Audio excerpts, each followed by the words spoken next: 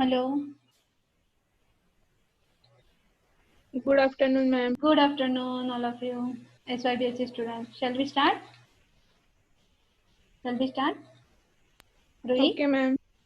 Okay. Okay. This is the new PPT. Okay. This is the new question.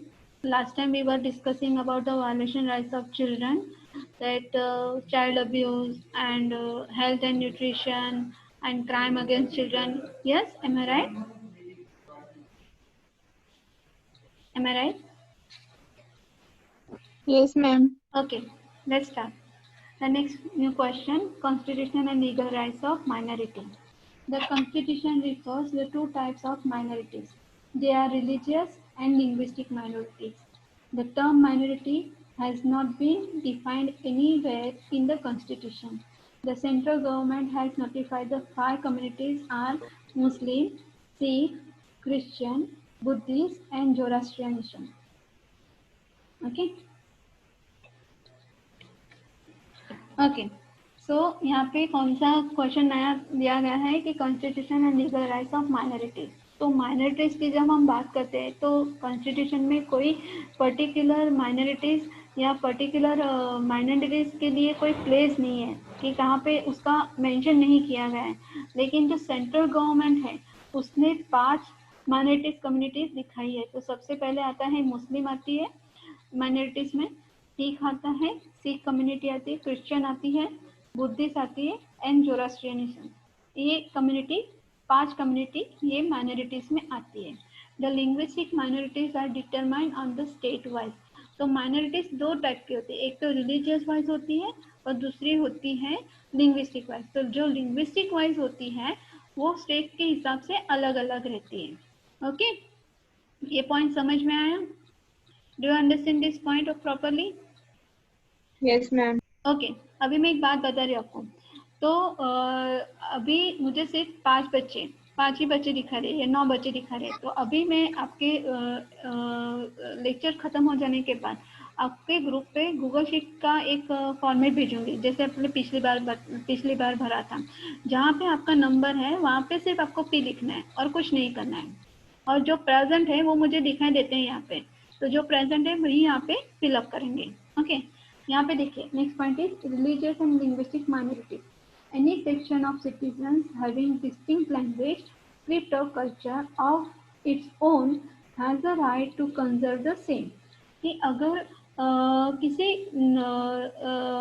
जनता के पास, citizen या नागरिक के पास कि अपना खुद का लैंग्वेज है, स्क्रिप्ट है, कल्चर है, जैसे फॉर एग्जांपल, तो उसको उतना हक दिया गया है कि वो लिंग्विस्टिक माइनॉरिटी, या उसको उतना हक दिया गया है कि वो लिंग्विस्टिक में उसको कन्वर्ट कर सके। यहाँ पे देखिए, any section of citizens having distinct language, script और culture of its own has the right to conserve the same. तो अगर उसका खुद का लैंग्वेज है, स्क्रिप्ट है, कल्चर है, तो उसको कंजर्व करने का राइट उसको दिया गया है। ओके, आगे के पॉइंट देखेंगे। देखिए, no citizen is to be denied admission into any educational institution maintain by the state on the ground of religion, race, caste और लैंग्वेज। जैसे हम जब एजुकेशन की बात करते हैं तो एजुकेशन से लेकर हमारे रीजनल लैंग्वेजेस की स्कूल होती है कि नहीं होती है? हमारी रीजनल लैंग्वेज की स्कूल होती है कि नहीं होती है? होती है मैम। हाँ, ओके। जैसे आपने फॉर एग्जांपल आपकी अगर आपने फर्स्ट स्टैंडर्ड से लेके 12वीं तक आपने उर्दू में पढ़ा है, लेकिन अभी सबका जो हमारा जो कॉलेज का जो एजुकेशन है वो टोटली हमारे यहाँ पे कैसा है, इंग्लिश मीडियम में है। ओके, फिर फॉर एग्जांपल कभी कभी रीजनल लैंग्वेज में भी होते, तो किसी भी सिटीजन को एडमिशन लेने के लिए, एजुकेशन इंस्टीट्यूट में एजुकेशन लेने के लिए किसी प्रकार का दबाव या रिलीजन पे या कास्ट पे या रेस पे या लैंग्वेज पे, उस पे किसी भी प्रकार का दबाव नहीं बनाया जाता। तो ये हमारे लिए एक अच्छी बात है। अच्छी बात है कि नहीं? यस और नो? Yes, ma'am. हाँ, क्योंकि जितना ज़्यादा हम रीजनल लैंग्वेज में से हमको जितना ज़्यादा समझ में आता है, तो अदर लैंग्वेज में हमको समझ में आएगा, ये बात नहीं है। लेकिन जितना ज़्यादा हम लैंग्वेज सीखते हैं उससे ज़्यादा हम बेनिफिट होते हैं। देन नेक्स्ट देखिए, all minorities whether based on the religion और language have a right to establish and administer educational institution of their choices.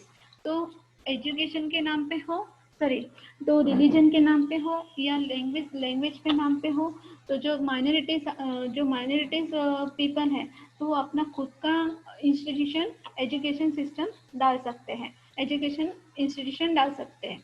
Okay, for example हमारे कॉलेज के पास ही UA दरवी, M I right, UA दरवी school है ना? Yes और no? Yes और no? Ma'am. हाँ, तो वहाँ पे पूरा उर्दू में आपको सिखाया जाता है. हाँ, आपके माइनॉरिटीज के लिए वो पूरा स्कूल है. आपको means they can establish there educational institution of their own choices. इस सबको हमारे यहाँ पे जो लोग हैं सबको अपना पर्सनल लॉ यहाँ पे दिया गया है कि अपने लैंग्वेज के हिसाब से, अपने स्क्रिप्ट के हिसाब से, अपने कल्चर के हिसाब से वो रह सकते हैं, अपना एजुकेशन बना सकते हैं, एजुकेशन इंस्टीट्यूशन बना सकते हैं.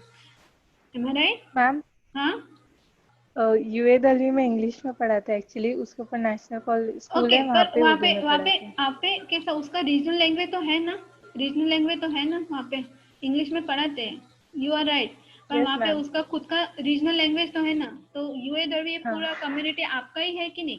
मुझे बताने का हाँ. जो कहने का जो मेरा पर्पस था कि आपकी कम्युनिटी है, लेकिन उसका खुद का एजुकेशनल इंस्टीट्यूशन उसने अपने चॉइस पे वहाँ पे एस्टेब्लिश किया है. इंग्लिश में पढ़ाते हैं वो मुझे पता है, लेकिन उर्दू उनका जो रीजनल लैंग्वेज है कि खुद का लैंग्वेज है, हिंदी भी है, मराठी भी है. तो फॉर एग्जांपल हमारे दापोली में सोनी, ओके, एजी हाई स्कूल, ये सब कौन सी लैंग्वेज में पढ़ाते हैं? मराठी लैंग्वेज में पढ़ाते हैं ना? तो कोई भी मीन्स हर एक सिटीजन को अपने इंस्टीट्यूशन एजुकेशनल इंस्टीट्यूशन एस्टेब्लिश करने का हक वहाँ पे दिया गया है.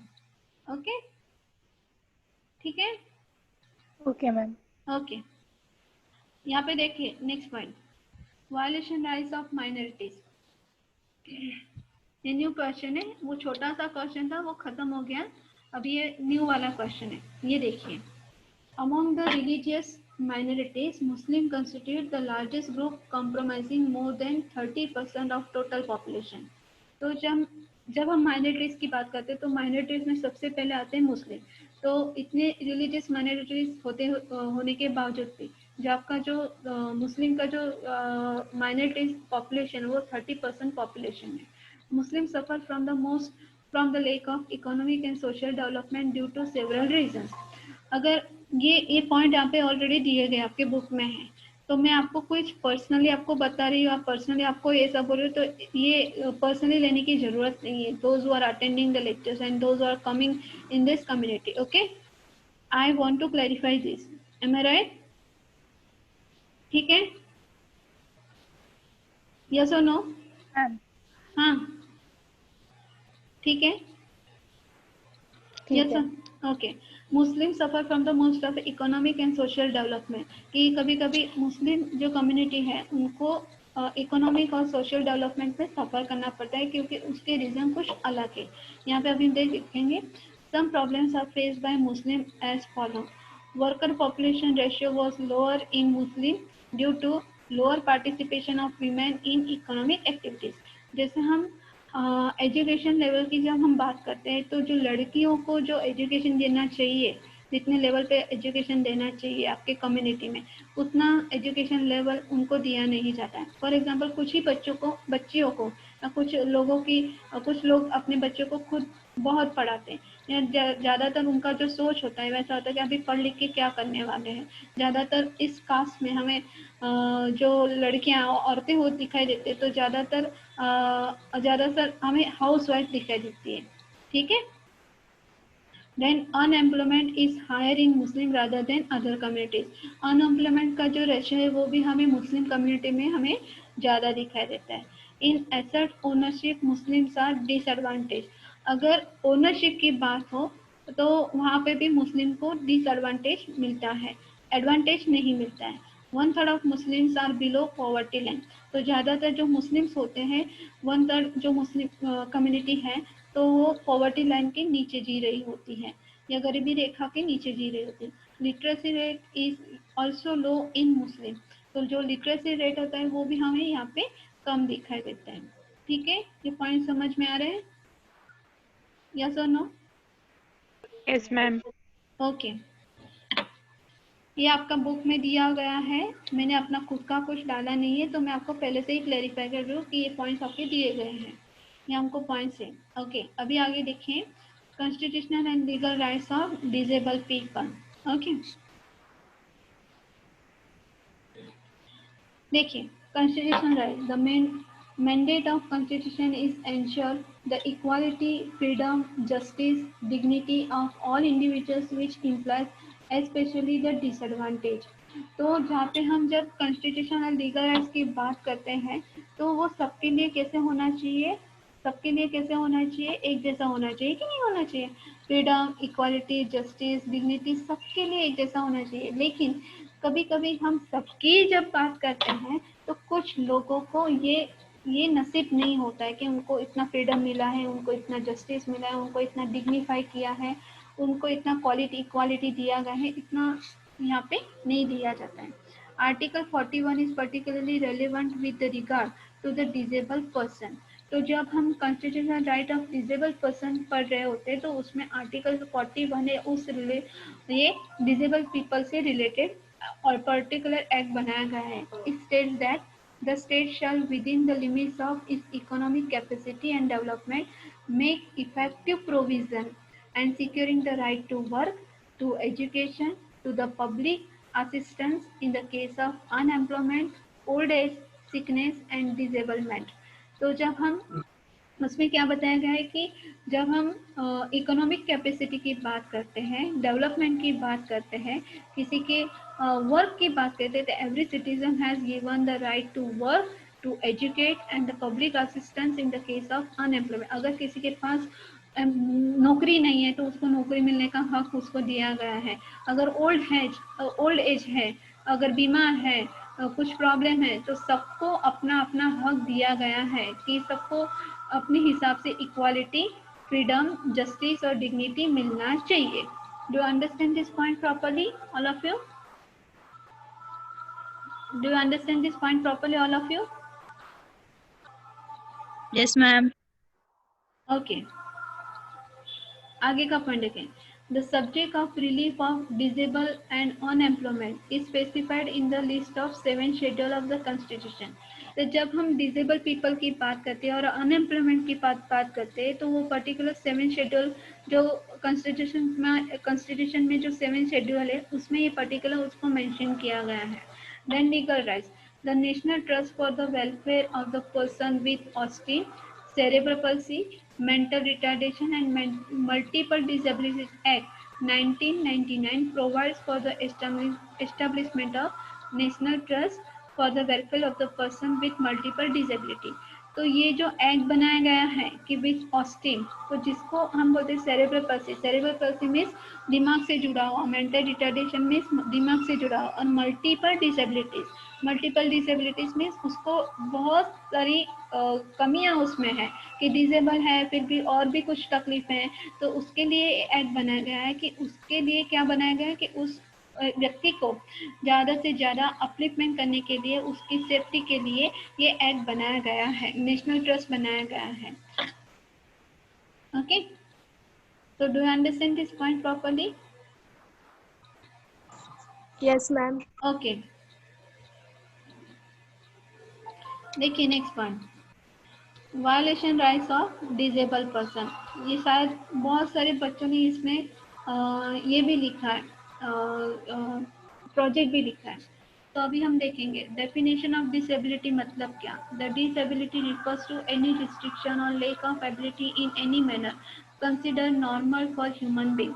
तो डिसेबिलिटी मतलब कि जब हम कोई काम करने के लिए आपके पास वो एबिलिटी कम है, उस हिसाब से आप काम नहीं पाते, आपको कुछ रिस्ट्रिक्शन आ जाते हैं, तो उसको हम बोलते हैं डिसेबिलिटी। फॉर एग्जांपल, हमको भगवान ने, हमको ईश्वर ने सब कुछ सही ढंग में, सही मायने में दिया है, 2 हाथ, 2 आंखें, 2 पैर, 2 कान, हाँ, सभी अपनी जगह पे ठीक है, सब अच्छी तरह से काम करते हैं। लेकिन जब हम अपनी comparison, when we compare ourselves with the blind person, at that time we come to know or we recognize the disability of that particular person। अभी समझ में आ रहा है मैं क्या बोल रही हूँ? समझ में आ रहा है? Do you understand all of you? Yes, ma'am. हाँ, तो डिसेबिलिटी किसको कहते हैं? Disability means refers to any restriction और lack of ability in any manner consider normal for human being. कि जैसे फॉर एग्जांपल हमारे कंपैरिजन, अगर हम अंधे आदमी से अपनी कंपैरिजन करें तो हमें भगवान ने हमको आंखें दी गई है, जिस तरह से हमें देखने में कोई दिक्कत नहीं है, हम अपना काम ठीक तरह से कर सकते हैं, क्योंकि आंखें हैं तो सब कुछ है, आंखें नहीं तो और कुछ भी नहीं। तो जब हम हमारे कंपैरिजन अंधे व्यक्ति के साथ करते हैं तो तभी हमें डिसेबिलिटी क्या है वो हमको समझ में आती है। हमको समझ में आती है कि हाँ वो तो देख भी नहीं पाता, उसको पूरा का पूरा किसी और पे डिपेंड रहना पड़ता है। Do you understand? Do you understand this point properly? Do you understand this point properly all of you? Yes, ma'am. Okay, जरा जो अपना, जब मैं आपको क्वेश्चन पूछूंगी तभी आप अपना ऑडियो ऑन कीजिए, अदरवाइज म्यूट और ऑडियो। हाँ, okay. Next point is condition of disable in India. Disable people की कंडीशन इंडिया में क्या है? तो disable people are perhaps the most neglected group in our country. Okay, there is a variety of problems as disability vary to large extent. तो हमारे India में, हमारे भारत में जो डिजेबल पीपल रहते हैं तो मोस्ट प्रोबेबली इग्नोर देम, हाँ, neglected people. Okay, for example अगर हमारे ग्रुप में किसी व्यक्ति का, फॉर एग्जांपल किसी कोई डिजेबल दोस्त है तो हम ज़्यादा से ज़्यादा उसको हम निग्लेक्ट करते हैं, उसको हम ज़्यादा भाव नहीं देते क्योंकि वो अपंग है, वो अपाहिज है, या उसको कुछ और प्रॉब्लम है, तो इसकी वजह से हम ज़्यादा से ज़्यादा उसको क्या करते हैं? इग्नोर करते हैं। Okay, the form of violation of rights. The large number of the people acquire disability in the first place due to deficient intake of micronutrients such as iron, vitamin A, riboflavin and folic acid. तो जब हम violation right की बात करते हैं तो disable people में कौन सी डिसेबिलिटी क्यों हमको दिखाई देती है? तो जो फर्स्ट स्टेज में हम जब दिखाई देते हैं तो फर्स्ट स्टेज में हमको उनके जो माइक्रो न्यूट्रिएंट्स होते हैं कि जैसे आयरन कम होना, विटामिन ए कम होना, रिबोफ्लेविन कम होना, फॉलिक एसिड कम होना, तो इसकी वजह से हमें डिसेबिलिटी उनके फर्स्ट स्टेज में दिखाई देती है कि हाँ बाबा ये उनको इनके टाइम में उनको नहीं मिला था, तो इसकी वजह से ये बच्चा ऐसा हो गया। फॉर एग्जांपल जब हम बच्चे की बात करते हैं तो बच्चों में आपको पता होगा, आपने भी शायद दिया होगा, डोज होते हैं कि नहीं होते? डोज होते हैं अकॉर्डिंग टू मंथ, डोज होते हैं कि नहीं होते? 0 to 23 मंथ्स, 23 मंथ, 3 साल तक, 4 साल तक, 5 साल तक डोज होते हैं कि नहीं होते बच्चों के? यस और नो? बच्चे के डोज होते कि नहीं Yes, होते? ma'am. हाँ हाँ। तो वहाँ पे क्यों दिया जाता है डोज? क्यों दिया जाता है कि उसको कोई भी प्रकार की डेफिशिएंसी उसमें कम नहीं होनी चाहिए, कि अगर उसको माँ के घर में कुछ जो न्यूट्रिएंट्स उसको मिलना चाहिए वो नहीं मिल रहा है, तो उसके पैदा होने के बाद उसको जो डोज दिए जाते हैं तो वो उसको कम नहीं होने चाहिए, कि जिसकी वजह से बच्चे को the child which will convert into the disable person. Okay, तो उसकी वजह से हर एक टाइम में उसको डोज दिया जाता है। अभी 2 महीने का है, महीने का है तो उसको डोज दिया जाता है, 9 महीने तक, 10 महीने तक, 12 महीने तक डोज दिया जाता है। फिर 1.5 साल के बाद, 2 साल के बाद, या 3-4 साल के बाद, या 15 साल के बाद की एक डोज होता है, लेकिन ज़्यादा से बच्चे जाते नहीं है 15 साल के बाद। तो do you understand this point properly? Do you understand? Yes, ma'am. Okay. The next point is efforts have been taken by the government for physical and vocational rehabilitation very poor। कि गवर्नमेंट की कोशिशें रहती हैं कि ज़्यादा से ज़्यादा कोशिशें रहती है कि हाँ उनको फिजिकली और वोकेशनल रिहेबिलिटेशन, उनको जो जो गरीब बच्चे हैं या डिजेबल पर्सन है उसको ज़्यादा से ज़्यादा मिलनी चाहिए, लेकिन उसके एफर्ट्स हमको जो रिजल्ट दिखाई देते हैं वो थोड़ा सा कम हमें, means the result are not satisfied, dissatisfied, कि थोड़ा सा कम दिखाई देता है, उतना कोशिश हमको वहाँ पे नहीं दिखाई देता है। अभी ये देखिए next point, literacy rate is high in disable, literacy rate is high in disabled person against 35% in the general population. तो यहाँ पे क्या बताया गया है कि लिटरेसी रेट जो रहता है डिजेबल पीपल में वो कैसा दिखाई देता है, कम दिखाई देता है कि जहाँ हाई दिखाई देता है, कम दिखाई देता है कि हाई दिखाई देता है। जनरल पॉपुलेशन की जब हम बात करते हैं तो लिटरेसी रेट हमें कहाँ पे ज्यादा दिखाई देता है, कहाँ पे ज्यादा दिखाई देता है जैनब, कहाँ पे हमें लिटरेसी रेट ज्यादा दिखाई देता है, जनरल पॉपुलेशन में ज्यादा दिखाई देता है या डिसेबल पीपल में ज्यादा दिखाई देता है?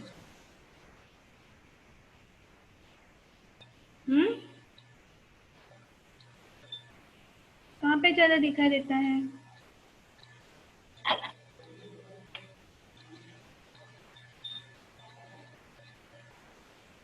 Hello, are you here all of you?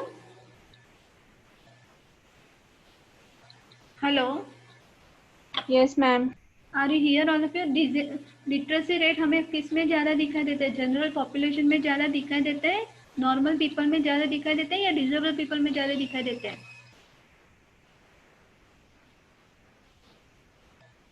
Normal people में। नॉर्मल पीपल में, मैं वही पूछ रही हूँ आपको, आप है कि नहीं, बने रहे।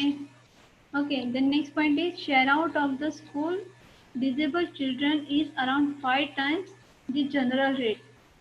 ओके, उसका मतलब क्या है, share out of the school disable children is around 5 times the general rate. तो ज़्यादा से ज़्यादा जब हम जनरल रेट की बात करते हैं, जनरल पॉपुलेशन की बात करते हैं, तो उसमें से 5% जो बच्चे होते हैं वो कैसे होते हैं, डिसेबल होते हैं। Even the literate children of disability, literate children, every literate children of disability do not have very high level of education। okay, तो जितने डिसेबल चिल्ड्रन होते हैं तो वहाँ पे उनकी जो एजुकेशन लेवल है वो कैसा है, इतना हाई नहीं है। और only about 36% disable person were are employed. तो जब हम जनरल की बात करते हैं तो 36% डिसेबल पर्सन है वो हमको अनएम्प्लॉयमेंट दिखाई देते हैं, बेरोजगार दिखाई देते हैं। Among the 36 only 15% are self-employed and 8% are casual workers। तो इसमें से भी 36% में भी से भी हमको 15% होते हैं वो अपना खुद का छोटा मोटा काम करते हैं जिसपे वो डिपेंड रहते हैं। और जो 8% रहते हैं वो कैजुअल वर्कर्स होते हैं, कहीं छोटा बड़ा काम करते हैं, कहीं काम करते हैं और फिर अपना गुजरान चलाते हैं, अपना जिंदगी निकालते हैं। तो इस प्रकार से हमें डिसेबल पीपल की हमें कंडीशन हमको दिखाई देती है। Disable women suffer from double discrimination. Okay, अगर जब हम लड़कियों की बात करते हैं, औरतों की बात करते हैं और उसमें भी वो डिसेबल है तो उनको ज़्यादा से ज़्यादा डिस्क्रिमिनेशन मिलता है। तो do you understand this point properly all of you? Do you understand all of you? Yes ma'am. आज पता है क्या हो रहा है, आज पता है आपके साथ क्या हो रहा है, आप सभी हैं 15 बच्चे ही हैं सिर्फ और 15 बच्चे ही अटेंडेंस लगाएंगे, मुझे नाम पता है यहाँ पे। तो आपका क्या हो रहा है, आप शायद आज पता नहीं फ्राइडे इसकी वजह से तो आप आंसर व्यवस्थित नहीं, मीन्स ठीक से आंसर नहीं दे रहे, आपको नमाज पढ़ना है या कुछ और प्रॉब्लम है तो मुझे पता नहीं। लेकिन जब भी मैं आपका लेक्चर लेती हूँ SY BSc का, तो मुझे वहाँ से जल्दी से रिप्लाई नहीं मिलता है कि पढ़ाने का जो एंजॉयमेंट आना चाहिए पढ़ाने का व पढ़ने का, तो वैसा एंजॉयमेंट आपकी तरफ से भी नहीं आता। अगर आप ऑनलाइन हो या ऑफलाइन हो तो भी आपको ये जो वेव्स आप देख रहे हैं तो उसके हिसाब से मुझे ये एनर्जी यहाँ पे मिल रही है। ओके, कोई बात नहीं मैम आप जो बोले ना 36%, उसमें से फिर वो 13% का क्या? ओके, देखिए आप अभी सवाल नहीं पूछेंगे तो आपको जवाब कैसे पता चलेगा। ओके, यहाँ पे देखिए, यहाँ पे among 36% only 50%, okay 15% self employed, उसमें से भी 8%। तो जो 36 है, जैसे बोले जनरल में 36% डिसेबल पर्सन है वो भी अनएम्प्लॉयड है, तो 36 में से भी 15 जो लोग हैं वो अपना खुद का छोटा मोटा काम करते हैं, सेल्फ एम्प्लॉयड मीन्स अपना दुकान वगैरह है ऐसा कुछ है। और उसमें से भी 8% जो रह गया, ओके तो 8% जो है वो कैजुअल वर्कर्स है, कहीं पे भी फॉर एग्जांपल एम्प्लॉय की तरह काम करते हैं, कैजुअल वर्कर, छोटा मोटा काम, क्या किसी और की दुकान में काम करे, किसी के हाथ के नीचे काम करे, तो इस तरह के हमें दिखाई देते हैं। ठीक है, ठीक है। Yes ma'am. और कुछ पूछना है? अभी आपने देखा 15 से 8 कितना हो गया, कितना हुआ? 23 हो गया। तो जो बाकी के जो है ना डिजेबल जो पीपल है, 13%। हाँ 10%, तो वो तो अनएम्प्लॉयड रहते हैं, उनके 13। पास, हाँ जो जितना 13% है वो अनएम्प्लॉयड ही रहते हैं, उनके पास कुछ काम ही नहीं होता है, उनके पास कुछ काम ही नहीं रहता है। इसकी वजह से तो पता है कि जो लिटरेसी रेट है वो भी कम है, अनएम्प्लॉयमेंट जो रेट है वो ज़्यादा है, क्योंकि उनके पास कुछ काम ही नहीं है, पढ़े लिखे नहीं होते हैं, उनके पास तो पढ़ने लिखने की वजह से वो कुछ और काम भी नहीं कर सकते। और दूसरा प्रॉब्लम है उनका फिजिकल प्रॉब्लम है, डिजेबल है, तो ज़्यादा फिजिकली हेल्दी काम होता है या स्ट्रॉन्ग काम होता है वो भी काम नहीं कर सकते। Do understand? Do understand? Yes ma'am. अभी उसमें क्या होता है कि हाँ चलो बाबा, फिजिकली वो स्ट्रांग नहीं है, ठीक है, लेकिन पढ़े लिखे हैं, दिमाग अच्छा है, हाँ दिमाग अच्छा है, किसी आईटी कंपनी में काम करे तो वहाँ पे भी उनको फैसिलिटी मिल सकती है, लेकिन वो अपना क्या हो जाता है कि उसके फिजिकल डिसेबिलिटी के साथ साथ वो अपना मेंटल डिसेबिलिटी भी खो देते हैं। हाँ मेंटली भी वो थक जाते हैं कि नहीं मैं क्यों नहीं कर सकता, मुझसे नहीं होगा, मुझसे नहीं होगा।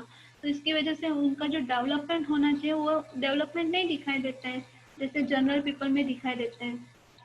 ठीक है, हेलो,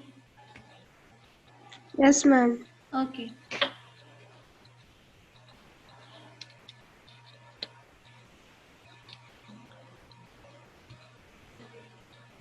ये सॉरी, ये question, physical dependency, as many disabled persons depend on the others for doing even their daily chores and it leads to their weaknesses। ये हम ये जनरल हम देखते हैं कि अगर कोई अपंग व्यक्ति है, अपाहिज व्यक्ति है, उसके पैर नहीं है, तो उसकी पर्टिकुलर चेयर आती है, आपको शायद आपने देखी होगी, आती है कि नहीं आती है? आती है कि नहीं आती है? यस और नो? हाँ। हाँ, उसके डेली काम करने के लिए भी उसको दूसरे पे क्या होना पड़ता है, डिपेंड होना पड़ता है, which leads to their weaknesses. उनकी वीकनेसेस हमको उसके हर बार उसको एक एहसास रहता है, और उसके बाद उसका जो सेल्फ कॉन्फिडेंस होता है वो उसका लो हो जाता है। ओके, वो अपनी कुर्सी में बैठ तो सकता है। फॉर एग्जाम्पल दूसरी भी ट्राईसाइकिल आती है, जैसे आपने कभी शायद देखी हो, जो अपाहिज जो व्यक्ति होते हैं अगर वो व्हीकल चला रहे तो उनकी एक पर्टिकुलर ट्राईसाइकिल आती है, उनकी पर्टिकुलर एक ऐसी मीन्स व्हीकल उनका आता है 3 पहियों वाला। आपने देखा है कभी? देखा है कभी? नो।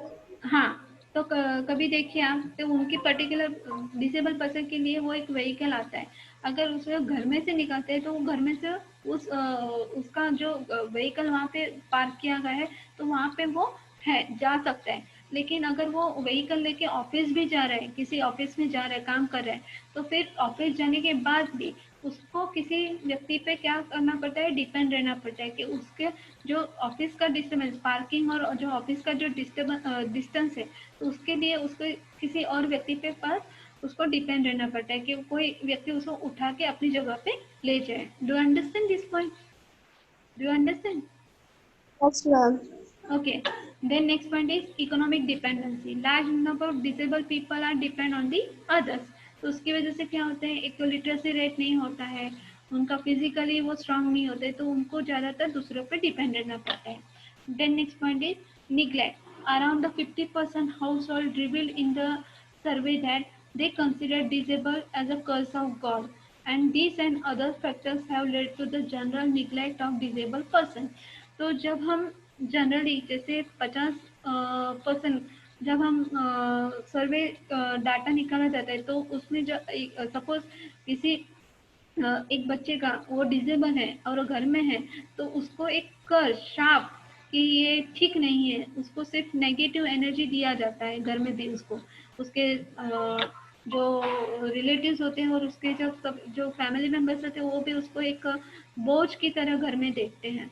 तो ये उसको एक निग्लेक्ट हम बोलते हैं ना, जैसे जनरली हम फॉर एग्जांपल हमें किसी से बात नहीं करनी है तो हम ज़्यादा से ज़्यादा अगर उसको बात ही नहीं करना चाहते, उसका मुंह नहीं देखना चाहते, ज़्यादा से ज़्यादा हम निग्लेक्ट करते हैं। वैसे ही कुछ हालत उनके साथ भी होती है, तो उसको निग्लेक्ट किया जाता है जहाँ से ज़्यादा। उसको निग्लेक्ट करने की वजह से उसको क्या होता है, उसका सेल्फ कॉन्फिडेंस कम हो जाता है और कभी कभी ऐसा हो जाता है कि मैं जीने से ज़्यादा मैं मर जाऊँ तो इतना अच्छा होगा। तो do you understand this point properly? Neglection की वजह से क्या होता है? Yes, ma'am. Okay, then next point is exploitation. Some section in the people take undue advantage of the weaknesses of disabled person and exploit them economically, physically and even sexually. हाँ, जब हम लड़की की बात करते हैं तो लड़कियों की बात करते हैं तो जो डिजेबल लड़कियां हैं दिखने में अच्छी है, लेकिन और दिखने में अच्छी है पर वो फिजिकली इतना स्ट्रांग नहीं है, तो उसको दूसरे पे डिपेंड रहना पड़ता है। तो कुछ लोग उसको इमोशनली या इकोनॉमिकली और सेक्सुअली भी हरेस करते हैं। तो इस प्रकार का एक्सप्लॉयटेशन हमें डिजेबल पीपल में भी दिखाई देता है। अगर अंधी लड़की है तो उस पर भी कभी कभी इस प्रकार के हादसे होते हैं, रेप किया जाता है, उसको फंसाया जाता है, उसको मारा जाता है। So do you understand this point properly, all of you? Yes, ma'am. Okay.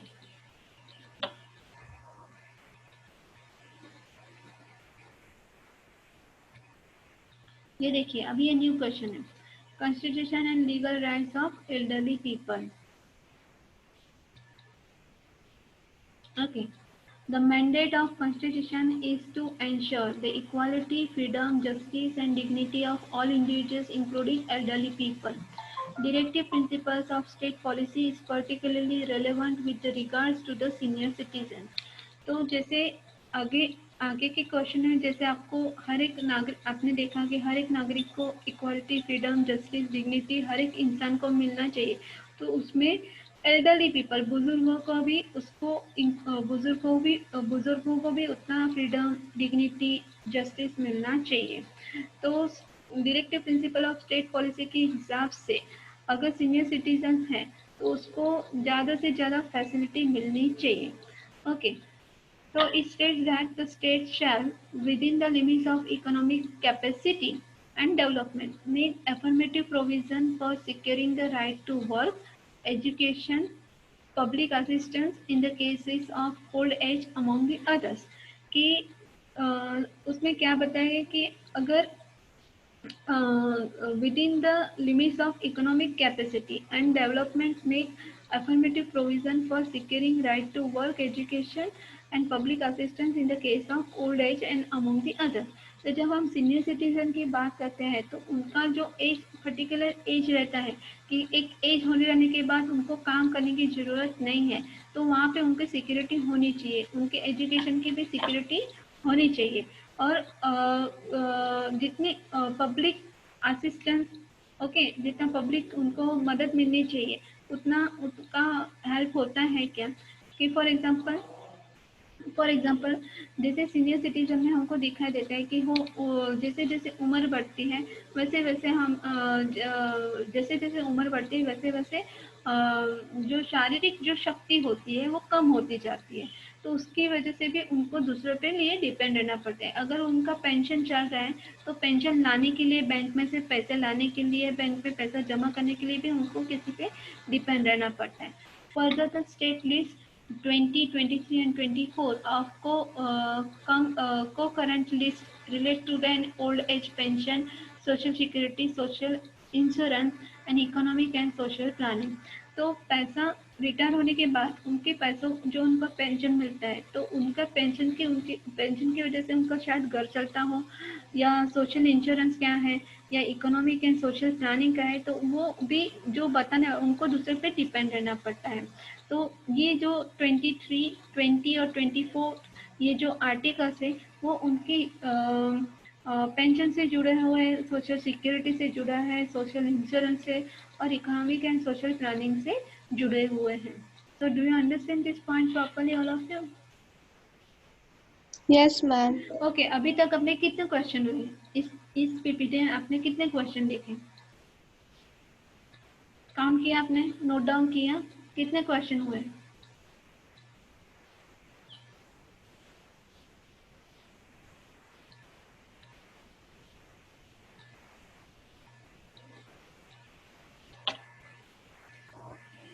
देखिए, सबसे पहला है constitution and legal rights of minorities. Constitution right हुआ, फिर लीगल राइट्स हुआ। तो माइनॉरिटीज में भी दो टाइप के होते हैं, religious minorities and linguistic minorities. फिर नेक्स्ट पॉइंट हुआ वायलेशन राइट ऑफ माइनॉरिटीज, ये पॉइंट हुआ। आप खुद भी देखिए कि आपको कोई प्रॉब्लम, कोई पॉइंट समझ में नहीं तो मैं फिर से एक्सप्लेन करती हूँ। ये देखिए, ये वायलेशन राइट्स ऑफ माइनॉरिटीज का है, ये छोटे छोटे क्वेश्चन है। अब ये देखिए, constitution and legal rights of disable person. Okay, ये कॉन्स्टिट्यूशन राइट्स हुआ और डिसेबल पर्सन ये वाला। नेक्स्ट पॉइंट है violation rights of disable person, ये हुआ एक क्वेश्चन हुआ।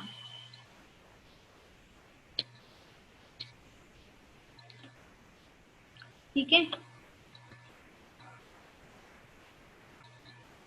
और ये हुआ अभी नेक्स्ट वाला क्वेश्चन है constitution and legal rights of elderly people. तो अभी हमने पढ़ा सिर्फ कॉन्स्टिट्यूशनल राइट्स। इतने क्वेश्चन हुए, कितने क्वेश्चन हुए? 5 क्वेश्चन, 5 क्वेश्चन हुए ना? यस और नो? Yes, ma'am. हाँ, ओके। तो इसका पीपीटी मैं आपको बाद में भेजूंगी, लेकिन जो अभी मैं क्वेश्चन मीन्स अभी लेक्चर खत्म हो जाने के बाद जो दूसरा पीपीटी है, जो constitution and legal rights of children women जो था, जो पिछली बार हमने पढ़ा था, उसका पीपीटी में भेजने वाला, उसका नोट्स आप निकालिए और आप मुझे, आपका क्लासरूम पर कोड दिया गया है, वहाँ पे आप मुझे अपना भेजिए। ठीक है, ठीक है, yes or no? Yes, ma'am. Okay, so we shall stop here. Okay. Okay, we shall continue tomorrow. अरे हाँ, एक बात, आपका लेक्चर कितने बजे का होता है? अभी तो आपके लेक्चर कोई भी केमिस्ट्री का तो लेक्चर नहीं चल रहे थे, तो बाकी के लेक्चर चल रहे हैं क्या? मैम केमिस्ट्री का भी लेक्चर हुआ। सुबह में हुआ ना 9 बजे, कि बाद में कोई लेक्चर था क्या? 9 से 10 था।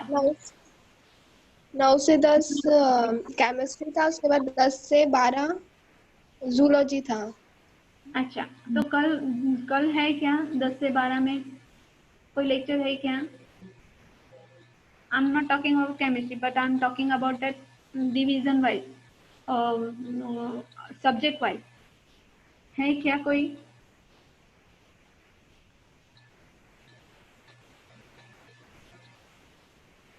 मैम 10 से 11 में हमारा फिजिक्स का होगा। तो 11 से 12 में हो सकता है ना? 2 लेक्चर्स होते हैं फिजिक्स के, तो 11 से 12 का भी पता नहीं, अगर हो सकता है वो ले ले सेकंड वाला भी। ठीक है, 12 से 1 का फ्री हो सकता है। ओके ओके, ठीक है, रुकते देखते हैं बाद में। ओके।